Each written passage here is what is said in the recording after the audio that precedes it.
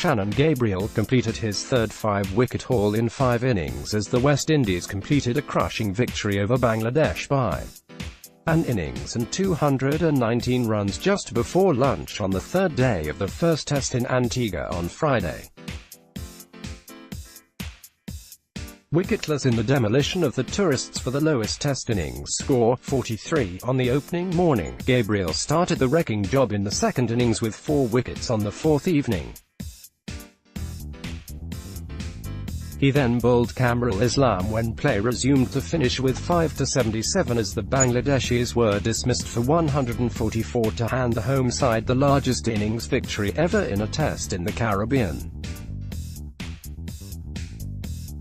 Christian smashes 37-ball county T20 100. However, the morning's honours at the Sir Vivian Richards Stadium went to Nurul Islam. The Bangladesh wicketkeeper batsman blazed his way to 64, a maiden test half-century in just his second match, and holding up the West Indies in the push for a victory that looked likely to be completed in a matter of minutes from the start of play. Nurul reached his 50 off just 36 balls, the fastest ever by a Bangladesh player in a test away from home, and actually belted the otherwise dangerous Gabriel out of the attack by taking 16 runs off the fast bowler's 12th over. It took Miguel Cummins to end the innings of the match with the lunch interval approaching as he had Nurul caught and bowled before scattering the stumps of Rubal Hussain in the next over to finally complete the triumph that looked a mere formality at the start of the day. For Bangladesh captain Shakib Al Hasan, it was a tough return to the helm in the traditional format of the game.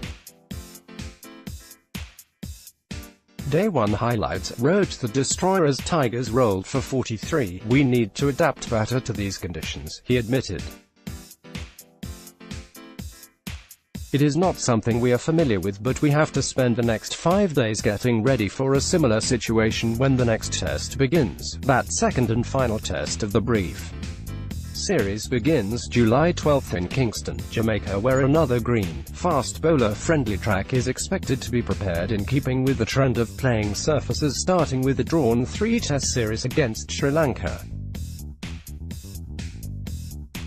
We were disappointed after losing the last test of the series against Sri Lanka a week ago, so that gave us some additional motivation," said West Indies captain Jason Holder in assessing his team's ability to rebound from defeat in Barbados in the finale to the Sri Lankan campaign.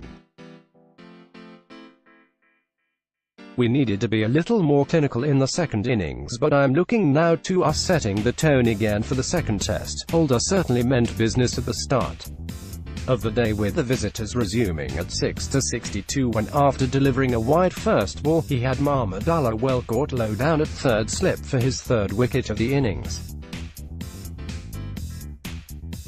A quick finish then looked certain when Gabriel breached Kamrul's defences to have Bangladesh tottering at 8-88. But Nurul found determined support from Rubal in a surprising 9th-wicket partnership of 55 that left Holder and his teammates more than a little frustrated, with the captain introducing spin for the first time in the match through Devendra Bisu and Roston Chase without reward. It took the reintroduction of Cummins into the attack to make the breakthrough, with an effort that is likely to ensure his retention for the Sabina Park Test, especially with player of the match Kumar Roach under a fitness cloud after injury prevented him from bowling in the second innings.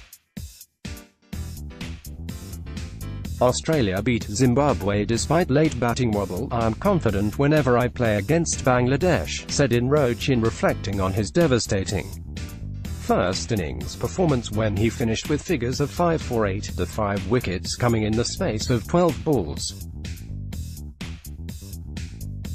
"There's a lot of assistance from the pitchers, but we have also been working hard on our games with bowling coach Corey Collymore." Roach started his Test career against the Bangladeshis in 2009, a series in the Caribbean which the visitors dominated at the expense of a home side severely depleted by the absence of the entire first-choice squad in the midst of a dispute with the West Indies Cricket Board.